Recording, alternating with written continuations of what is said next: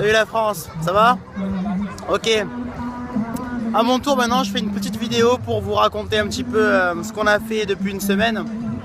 Pour vous dire aussi que cette magnifique glace aux cookies qu'on a pris chez Lindt là-bas, elle est vraiment d'enfer.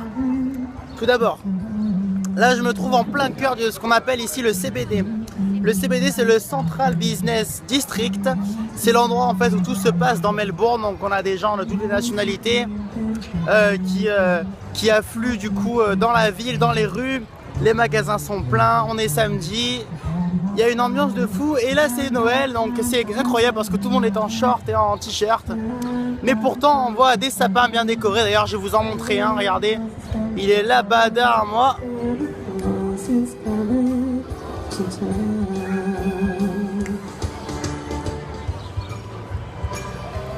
Voilà, c'est Noël ici.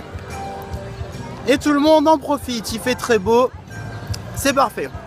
Alors depuis une semaine, depuis maintenant 15 jours, qu'est-ce qui nous est arrivé?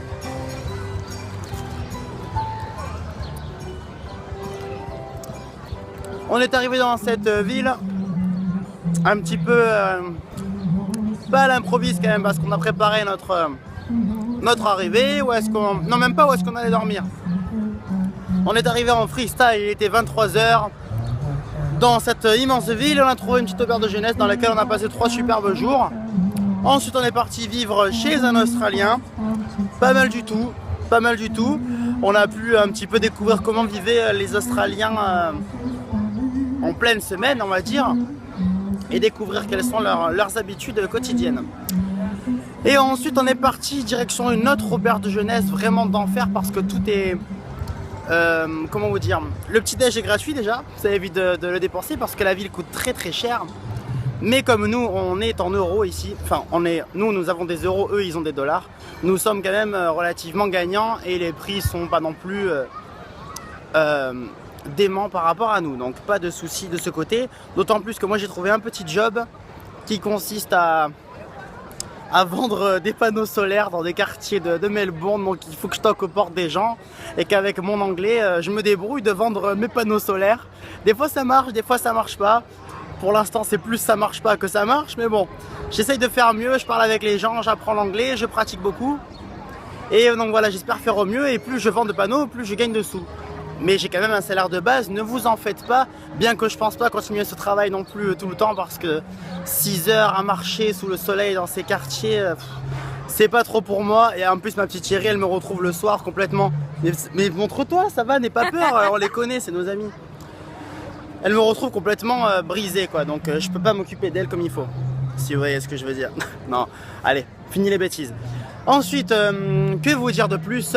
Nos papiers sont terminés maintenant, hein, voilà, pas de souci à ce niveau-là. Excusez-moi.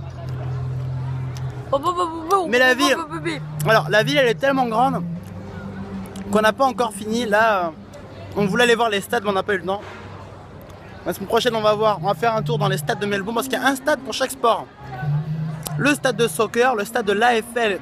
Ici le sport en Australie c'est l'AFL, Australian Football League. Alors moi comme j'aime le foot, je me suis demandé ce que c'était. Ça n'a rien à voir avec notre foot à nous qu'on connaît. Eux ils ont une espèce de foot rugby qui s'appelle l'AFL, c'est très intéressant. On essaiera d'aller voir un match. Après ils ont le cricket. Le cricket, qu'est-ce que c'est le cricket? Moi je pensais que c'était le sport, vous savez, avec le petit club de golf où il y a la balle qui va sous les petits ponts. En fait ça n'a rien à voir. C'est un peu comme le baseball, à part que les battes sont vraiment très très larges et que les mecs doivent courir pas en rond mais doivent faire beaucoup d'allers-retours. Mais c'est un peu le même principe que le baseball. Bref, ça aussi il faudra aller voir un match. On va continuer un petit peu dans la ville. Alors là on va aller vers ce qu'on appelle Federation Square. Le bon Dieu. Pas mal du tout hein. Donc voilà, c'est l'été et c'est Noël en même temps, c'est incroyable. Enfin pour moi c'est incroyable. Alors qu'est-ce qu'on fait maintenant? Federation Square. Federation Square, qu'est-ce que c'est? Ben, c'est une place dans laquelle il y a beaucoup d'animations en journée et même en soirée. Chaque jour et surtout là comme ça va être les vacances, c'est le 20 les vacances on a dit. Le 20, un peu comme chez nous d'ailleurs. Beaucoup d'animations nous attendent, beaucoup de choses nous attendent, donc on va essayer de profiter de tout ça au maximum. On vous fait de gros bisous, on vous envoie On vous envoie d'autres infos, on fera d'autres vidéos sur ce qu'on fait, sur ce qui se passe, sur les trucs de fou qui vous arrivent. Ah oui, il faut que je vous dise, je suis parti 2 jours explorer ce qu'on appelle ici la Great Ocean World et la Great Ocean Road, pardon, et les Grampians, un grand massif montagneux. Et là, vous ne le croirez pas, mes amis, une espèce de pie géante qui vit ici en Australie m'a piqué mon sandwich.